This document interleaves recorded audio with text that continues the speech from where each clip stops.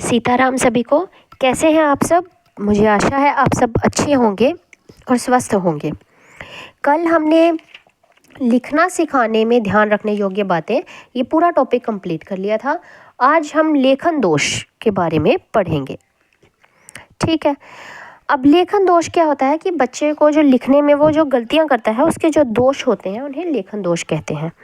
अब हम ये पढ़ेंगे कि बच्चा कौन कौन से लिखने में दोष है, उसके कौन कौन सी गलतियां करता है, कौन कौन सी अशुद्धियां करता है। सबसे पहला है मात्रा संबंधी अशुद्धियां। अब मात्रा संबंधी अशुद्धियां, ये मात्रा में हम सभी को बहुत कन्फ्यूजन रहता है हमेशा ही।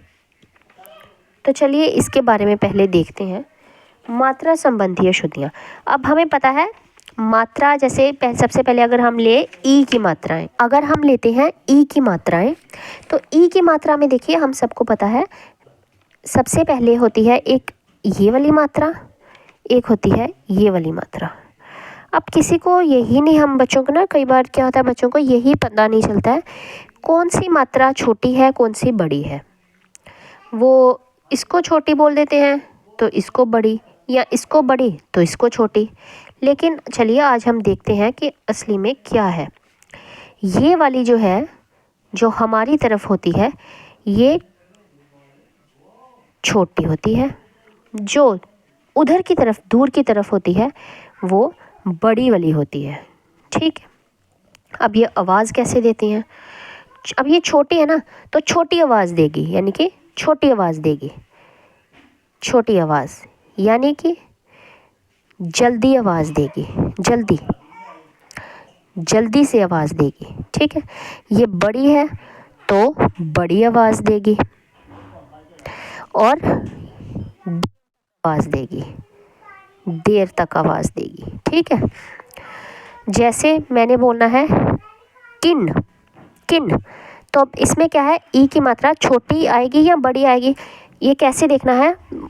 अगर बोले हम किन, तो ये आवाज़ जल्दी दे रहा है या देर से दे रहा है। मतलब देर से हम कीन करके बोल रहे हैं या किन, किन बोल रहे हैं ना, कीन करके तो नहीं बोल रहे।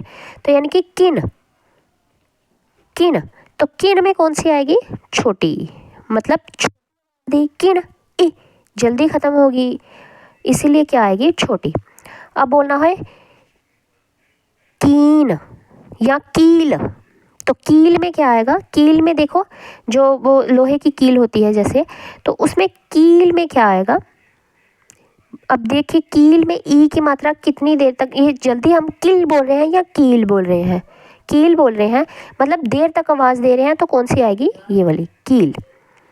ये कौन सी होती है, बड़ी ई की, और ये कौन सी होती है, छोटी ई की मात्रा। ये थोड़ा सा ध्यान रखना होगा। इसी के साथ साथ ऊ की मात्रा, ये वाला जो है ये होता है छोटा ऊ, ये होता है बड़ा ऊ। ये क्या है, छोटा ऊ, और ये कौन सा है, बड़ा ऊ। ठीक है।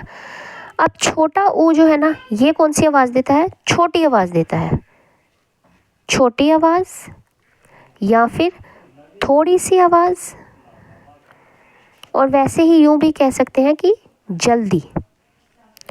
ठीक है, जल्दी, छोटी, थोड़ी। और जो बड़ा वाला है ये क्या करता है, बड़ी आवाज़ देता है, देर तक आवाज़ देता है, और या कह ले देर तक आवाज़ देता है ना।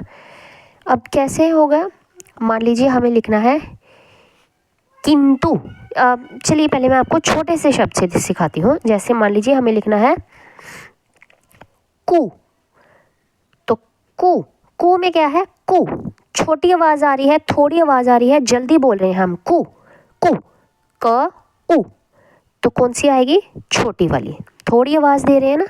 अब हमें यही बोलना होगा कु, तो कैसे बोलेंगे, कु में देखिए आवाज़ कितनी आ रही है, बड़ी आ रही है। कितनी देर तक, देर तक जल्दी बोल रहे हैं या देर तक बोल रहे हैं, देर तक बोल रहे हैं, तो क्या आ जाएगा, कु। ये क्या हो गया हमारा, ऊ की मात्राएं। ठीक है।